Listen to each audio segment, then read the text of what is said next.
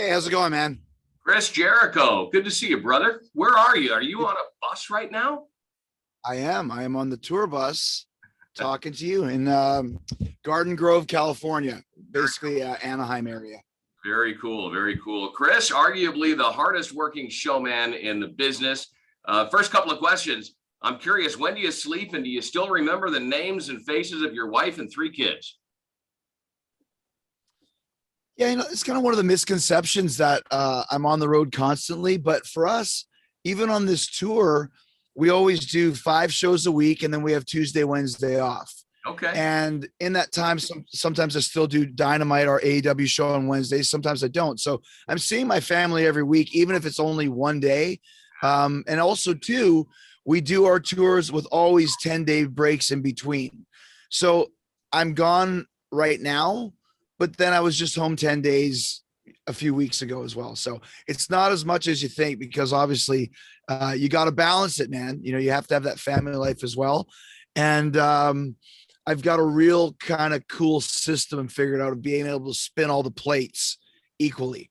Yeah, no doubt, man. No doubt. Well, Chris Jericho, congratulations on Fozzy and this new album, Boombox. Man, today a big day. The record available wherever people steal music nowadays. That's what I've been saying too. Exactly. Man, I got to tell you, just listening to this thing, it is so thorough. I mean, you're covering a lot of bases here. Some of the songs are incredibly heavy. There's a couple of ballads on there. Obviously I've been following Fozzy for about 20 years now, a little over 20 years. Hard to believe that, what started as a bit of a novelty has really turned into something real. And the last time you and I caught up, you were at home. You said something to me about songwriting, and I'm a musician myself, but what you said really struck me hard. You indicated that you look at songs like come up with a great hook and then have another hook to follow up that hook, and then it's just stacked hook upon hook upon hook. How did that mentality come through on the new album? Yeah. Yeah, it's the triple hook theory. And we basically picked it up when we started working with Johnny Andrews, who produced the Judas record, and then he produced Boombox as well. He's a very successful songwriter, and it's kind of that old Def Leppard trick. Here's the hook. Oh no, here's the hook. Oh no, here's the hook. And it really worked for us. Judas was a big breakthrough for us. Obviously, the song was huge. It just went gold. We got a gold record for Judas, which is huge, and all the radio play we got. And like I said, I never realized how important rock radio was until we started getting played on rock radio. So we definitely wanted to continue that. We didn't want it to be Judas Part 2, but rather an extension of what we did with the Judas album. So that's kind of what the whole mindset was for Boombox. The difference was for this one, we've been joking that the title of the record was going to be Chinese Fozzocracy, because it took us so long to finish this thing. Yeah. And obviously, we ended up with this pandemic that kind of messed everything up. So what we did, though, is we were able to really hone those songs. We didn't write a bunch of new songs. We've never been that type of band that does, here's 30 songs and we pick 12 and we use 18 for B-sides. We have 12 songs that we do. We work on them, we hone them, we sharpen them, we rework them, and then they're ready to go. So having that extra time to basically not have much to do really gave us that edge in making sure that every one of these songs was crafted perfectly. And I think we did that. I think all 12 songs on this record could be singles. And that's kind of what we wanted to do. We really believe in the whole concept of a great album with a great, a great track listing that takes you on a journey where every song is like, that's a good song. That's a good song. No, that's a good song. So the extra time gave us the luxury to do that. Yeah, that's great, man. And so listen, you said this, not me, but I think it's true. Don't take offense to this. I'm not a big wrestling fan. And the reason I got into music is because growing up as a kid, I was never incredibly sports inclined, aside from maybe swimming. I was a great swimmer, and I played a little bit of baseball, but sports was never really my thing. Wrestling kind of included it on that. So when I heard some of your early music, frankly, I couldn't give a shit who Chris Jericho, the wrestler, was. I only cared about are the songs solid? In the early days, did you feel that there was some big pressure on you to make music that stood on its own and almost distant yourself from the celebrity of Chris Jericho, the WWE star? Well, I mean, yeah, and the thing is that I always wanted to be in a band and I wanted to be a wrestler. I've been playing in bands since I was 13 years old. I didn't just wake up one day and go, I'm going to start a band. So I always kept them distanced. It was never, going on stage and singing about body slams and, giving each other leg drops on the stage. It was always the band because, like you said, who cares what Chris Jericho does outside of this stage? And the people that do care, we had to work twice as hard to get their respect, and that's fine. Yeah. Every band has a gimmick, Yeah. right? Kiss has makeup. Slipknot wears masks. Fozzy has a wrestler as a singer. Pretty Reckless has an actress as a singer. Who gives a shit? That lasts for as long as one song. Yeah, no, And then, like you said, it's either good music or bad music. And what we've been able to do over the last 3-4 years now, especially, is we have such an energetic, exciting live show. right. Combine that with 6 consecutive top 20 hits, a Unbelievable. gold record, everything in between. There's really nothing more that we can do. Like, if you still don't like the band because I'm a wrestler, then you're probably never going to like us. And that's fine. I never was the guy that wouldn't listen to a band because of this. I listened to the music, like you said, and that's the most important thing. And that's always how we've built and carried this band. Man, mad respect on that for sure. And like I said, it's such a solid album. The album is called Boombox, out today. Some heavy songs, some ballad leaning material. And there's a killer cover there.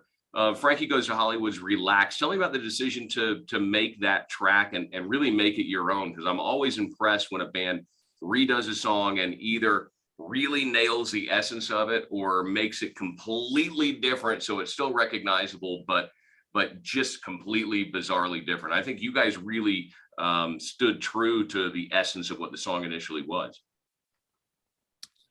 Well, every year on the Jericho cruise, Fozzy plays a cover set where we just go and play songs that we don't usually play. And Relax kind of came into our brain, and we played it, and it went over huge live. It's one of those songs that everybody knows, but when Fozzy plays it, it's almost like industrial, like Rammstein or something like that. Yeah. And we just thought, this is really cool. Let's record it, see how it sounds, and if it works, let's put it on the record. And we did, and we've been playing it live for about 6 months now, and people love that song. It's one of the highlights of the set is when we play Relax, because it's just such a familiar song, but when you make it a little heavier and just a slight bit quicker tempo, it just turns it into a completely different tune. So and we like that. I mean, we could cover Mental Health and we could cover I Don't Know, and we have, but when you do a cover that you're going to put on a record, you want it to be a little bit outside of the box. A few years ago, we did SOS by ABBA, which worked really well for us. And we thought, Relax, that's a perfect song that no one will expect Fozzy to cover. But when you hear it, everyone's going to go, this is cool. Yeah. This is great. And that's what we did. So $1 million question. Do you guys, and I don't know how, deep in the weeds we have to get here, but do you guys have single rights on that song? Can you release that as a radio single and generate revenue? You don't have to. Plan? You don't have to get rights. You license it. So anybody that's ever had a cover on the radio, obviously the songwriters get the royalties from it. Right. So that anything, Bad Wolves doing Zombie with, 1 billion views on YouTube. What that does is when Bad Wolves come to town, people want to go see them play Zombie. But all the money made from the Zombie song goes to the Cranberries or whoever wrote the tune. Yeah. So, I mean, are there plans to release Relax as perhaps a 4th single from this record? You nailed it, man. I actually think it could be a great 4th single. I think it's one of those songs, like I said, that everybody knows, but nobody expects it. And when you hear it, it really works well as this heavy tune. It really fits the Fozzy vibe. So if I was going to choose the next 2 singles, I mean, obviously Sane was first. I Still Burn is the second one.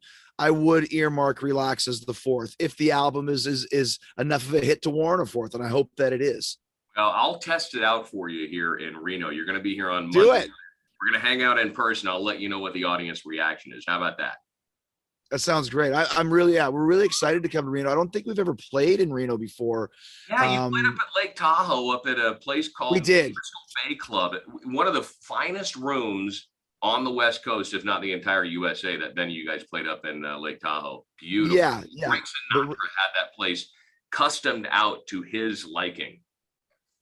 Yeah, I love that part of the country. So, and we're really excited to play Reno. So, it's one of the highlights of the tour for me. Whenever I see the tour itinerary, I go through and what cities am I really excited about? And Reno's one of them. I've always had great times there. I've wrestled there a few times. Never played with Fozzy, so we're going to take care of that and make it all go away and change that on Monday. All right, that sounds great, man. Now there was some controversy here recently. Eddie Trunk put that Los Angeles band on blast. I'm not going to mention the band for having backing pre-recorded vocal tracks. And then some people on the web were giving Eddie Trunk a whole bunch of crap because Eddie Trunk has been a huge fan of Fozzy. And I'm not trying to sling mud here, but I'm curious, how much does Fozzy as a band rely on backing tracks live? I know it's something that happens, is pervasive in this industry. Some bands utilize it more than others. Is it if whatever machine is running backing tracks, does that mean being able to do a show or not do a show? Absolutely not. Absolutely not. I think there's a real misconception. And you use the word rely. That's also the wrong word to use as well.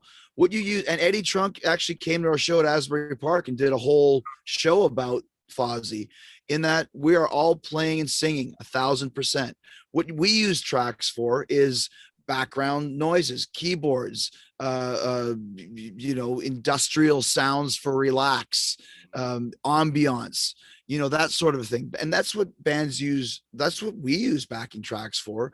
Take the tracks away. As a matter of fact, in Aurora, Illinois on this tour, the tracks completely shut down. We did the entire set exactly the way that it was, and it sounded great. It's just, you have that it's ear candy and little extra nuances that makes the show just better, and it makes it sound better because you're hearing things that you can't do if you don't have a keyboard player or a string section. Army of One has a whole symphony on it. What are we going to do? Pack up 15 guys in a tour bus and take them with us down to, wherever the hell we are. So that's kind of, I think is, obviously some bands do use them more. Santa Cruz was using them. That's the band. We toured with Santa Cruz. I think in this day and age, there's so much of a debate about it where most people really don't care. It just adds to the show, and most people don't analyze it like that. But for the Eddie Trunk thing, you can go listen to his Sirius show on Octane or whatever it is on Louder, and listen to him when he came to the Asbury Park show at the Stone Pony that we had. And he said, I came to see the show and I was analyzing it, and they were singing and playing, and it was great, and they were an awesome band. So, that's just, for whatever reason, we got lumped into this whole discussion because I said we use tracks. Yeah. Ask Zach from Shinedown if they use tracks. Oh, yeah. Ask Matt from Avenged Sevenfold. It's just how bands work. Yeah. Unless you're going to go out there like the Stones with 17 people, and we can't do that. Yeah. I play in a band here locally called Black Sunshine, and one of our songs is Seize the Day, and we had the Vienna Orchestra do the orchestration for it. So right on. When we play that song live, we can't take in an orchestra with us, although we do have that in the works to maybe do a one-off video shoot like that. But yeah, the back. Sure, but if you're going to go play in frickin', Sheboygan, Wisconsin, it's just, it's not plausible. It's not practical. Yeah. And it's like I said, this is rock and roll. If I want to put fucking strings on a song, I'm going to do it and play it on the track. Guess what? When Queen was touring in the 70s and they did Bohemian Rhapsody, they didn't have 5 opera singers going Scaramouche, Scaramouche. They used tracks. Would you say Queen is a track band? No, but they used tracks. It's okay. People, it's okay. So the Save the World tour has been huge, and it looks like I'm seeing dates through the end of May, and then from end of May until November, it's blank. Are you looking to fill in some of that blank with shows during that time, or is this a pause? Yeah, we're going back. We'll be going back out again in September, October in the States. We're going to go to the UK in November. We're going to Australia in December. So for us, it just worked out time wise with Boombox coming out and the tour. We were out in September, October of last year. And the summer, everybody's out and touring. So we thought, well, we'll promote the record before the summer and after the summer and kind of take those few months off and stay out of the traffic jam of bands who are touring. Sure. And I hear that it's tough to get people to drive a truck nowadays because of supply chain issues. So, hey, I urge people to come out early to the show. You've got a couple of opening acts on this bill, and a friend of mine caught the show in Austin, Texas a week or so ago and said, oh my God, the opening band's Crash Karma and GFM, Gold, Frankincense, Myrrh. And one of the radio guys said, I guess there's an audience for Jesus Screamo Rock. So he said, ask Fozzy or ask Chris Jericho about these opening bands. What can you tell me about them? Did you handpick them for this tour? Yeah, they call themselves Beauty Core. Beauty Core. Okay, I'll make sure of that. We did. Rich picked Crash Karma. And I suggested Crash Karma, and I suggested GFM. And here's the reason why. You never know who's watching. You never know who's listening. And we played some show in Berlin 5 years ago, and Crash Karma was on the bill with us. And we're like, this is amazing. It's a two-piece band that just killed it. And they're very unique and different. Looking for opening bands for this tour, their name gets brought up. We played a festival, like a bratwurst sausage fest or whatever the hell it's called, in Sheboygan, Wisconsin. It was a lightning storm, so we didn't even play. But the band before us that played until the storm came was these three girls in cheerleader outfits and weird kind of cool makeup on their faces, just killing it. And I was like, who are these guys? GFM. Who's their manager? It's their mom and dad. They're right over here. Get their number if we ever need them. And we brought them up for this tour as well. So we are very involved in putting together the show. We don't just have a bunch of random bands. It has to fit the vibe of Fozzy, and it has to be something interesting. Because if you show up at 7:00 and we're not on until 9:30, I want you to be entertained and leave the night going, that was a great night of rock and roll. And that's what we have. We're big fans of both the bands, and every band we ever tour with, we put a lot of time into it to make sure it's the right package for everybody that comes to the show. That's dynamite. So yes, I do suggest you come early, because you don't want to miss either one of these bands, because I guarantee you haven't seen anything like either one of them before. Very, very cool. Very cool. Well, Chris, again, congratulations on the new album, Boombox. Can't wait to see you on Monday. We'll hang out. If you have an appetite, maybe we can go grab lunch and I can show you the video of us doing this song with the Vienna Orchestra. You might get a kick out of it. That's very, very cool, man. Like I said, we're really excited to come to Reno. It's going to be a great show. So you deserve to be there.